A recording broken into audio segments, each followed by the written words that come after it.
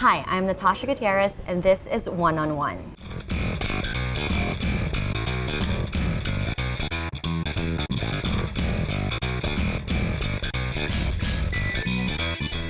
With me is five-time PBA Coach of the Year and former head coach of Talk and Text, Coach Chot Reyes. Coach Chot, welcome to One on One. Thank you. It's nice to be here. Yes, thank you for joining us.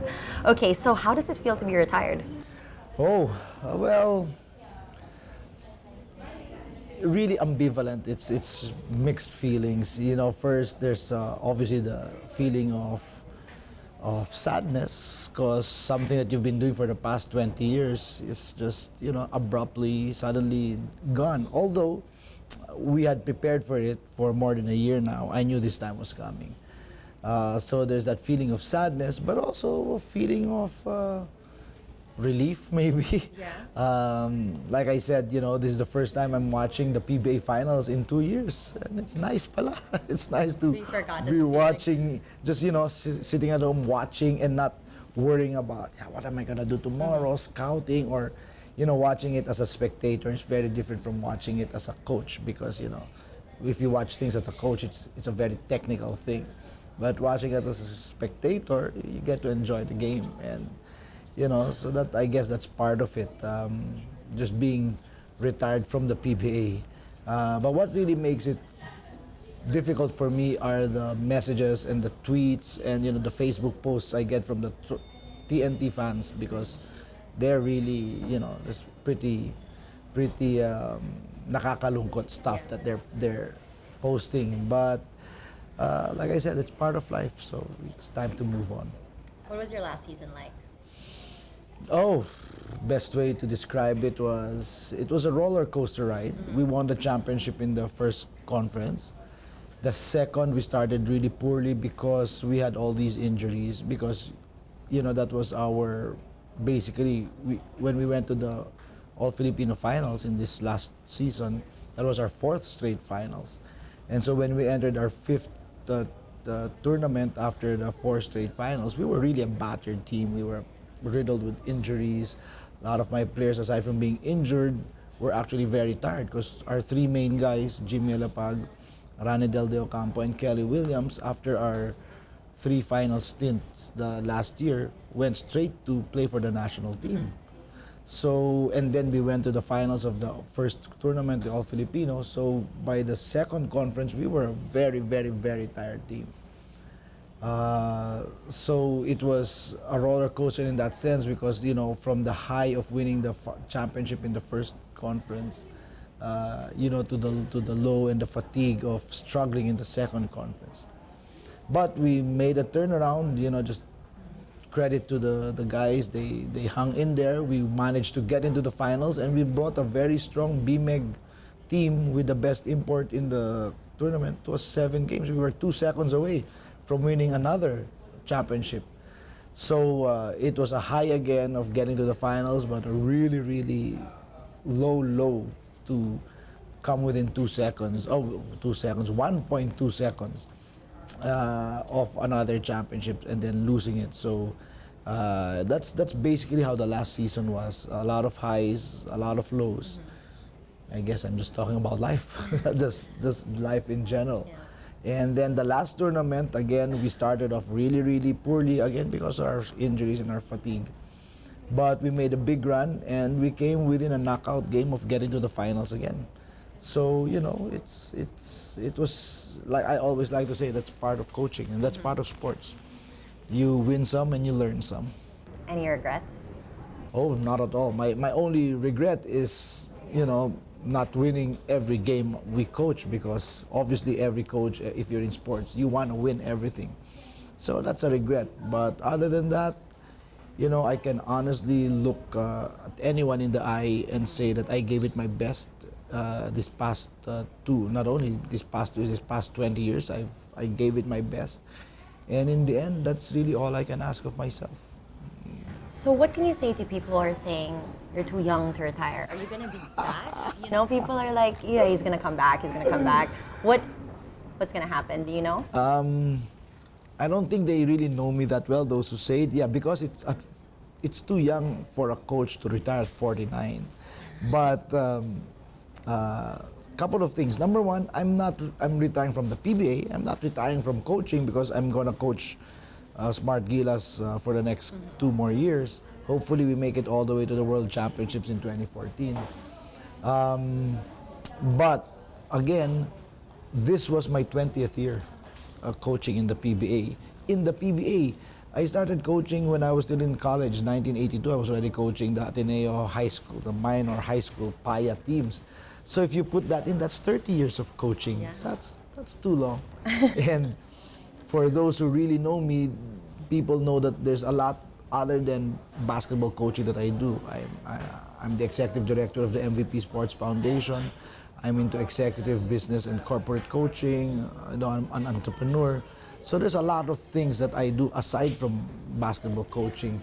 And I think it's time. It's time to move forward and do other things without, PBA coaching being part of the equation. So, of course, you can never say never. You can't ever close a door permanently. But if you ask me now, yeah, I'm done with PBA coaching.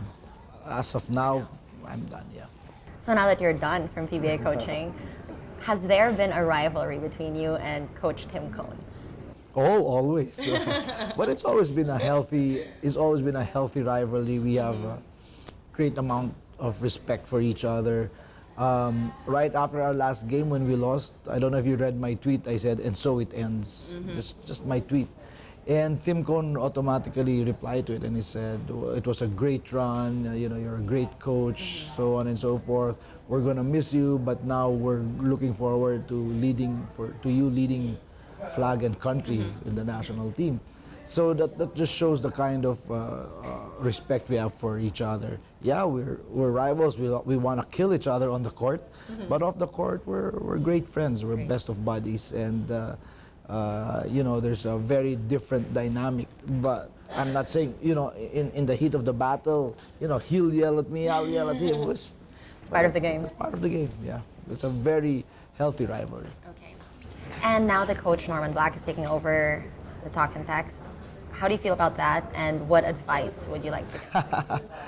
Well, first of all, we planned the transition. We sat down even before this year. So this is a transition that we were kind of, in my mind, like any other corporate transition. A CEO is about to retire, a president is about to retire, so he paves the way to make it a seamless as possible transition for the next person taking his place. And that's what me and Norman, basically what the two of us had this past year. My advice to him is to just be himself, coach the game according to the way he sees it, not according to what we did the past 2 years. In the end, he's got to coach the game. He's a very successful coach. He's won more PPA titles than I have, which means he's much older than me. But he's been very successful. He has a very good system. He has a proven, successful system. And the only thing I can tell him is to go and coach according to who he is as a person and as a coach. It sounds like you feel like you're leaving it in good hands. Oh yeah, perfectly good hands, yeah. Good. So who do you think is going to win the finals? This one? Yes. I think from from an objective, technical perspective, I think BMEG has the edge. I think they have a deeper lineup. They have more experienced players. They've got as good an import as Rain or Shine. But there is something about Coach Yeng that he brings to the table, an unpredictability, my term for it is a guerrilla style of doing things that it's really very difficult to battle, to plan for. And so while I say that BMEG has the edge, I won't be surprised if Rain or Shine wins it. That's a safe answer. Yeah, I said it. Yeah. Okay, so now that you're moving on to Smart Gilas and everybody's excited about that, obviously, I mean, there are mixed reactions, obviously, about the lineup. What was the selection process like? How did you come up with your roster? We have a coaching staff that we put together. Well, I'm coming in as a head coach of Smart Gilas, but I've been with the program since the start. As putting the program together, and then the past couple of years as the assistant coach to Raiko Toroman, the previous head coach. So I'm not really new to the program. So I've been taking a look at it, and we've been planning and working on the program for the past 3 years. So when we finally had to make a decision on this present pool of players, I consulted the other coaches, Ryan Gregorio, Jong Wichiko, and Norman Black on the composition of the team. And so we just put together what we felt was the best in the Philippines today to fit the kind of game that I wanted to play as a coach. That I think is going to be successful internationally, well, in Asia. Unfortunately, from our original lineup, several players did not join or opted not to join, whether it's their personal preference or whether they were pressured by their own teams or managements. That's not for me to say. But the fact is, from our original lineup, there were 4 or 5 who didn't join. So we had to come up with replacements. And, just a testament to the depth of quality in the PBA, I'm very happy with the replacements. So it was just a straightforward process. We took a look at what we had and we made our choices. Okay. What are your goals for the team? For now, for this year, is just to understand how to play with each other, how to play together, how to play the kind of style, how to understand my philosophy and play the kind of style that I want us to play. We have 2 tournaments, one in August, one in September. Our objective there is just to compete. Yeah, it's not really to win, because we're going to go there and we're going to try a lot of things, a lot of different combinations, a lot of different things that we want to take a look at. But we want to definitely be competitive in the Jones Cup in August and in the Stankovic Cup in September. That's going to be our objectives for the near term. But eventually, in the FIBA Asia qualifiers in 2013, our objective is to medal. Our objective is to win it, of course.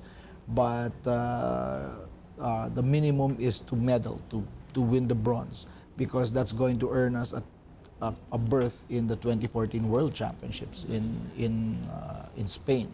So that's a long-term goal of the program. And we were close. The last time we were 1 basket away from at least being able to play in the qualifying tournament for the Olympics.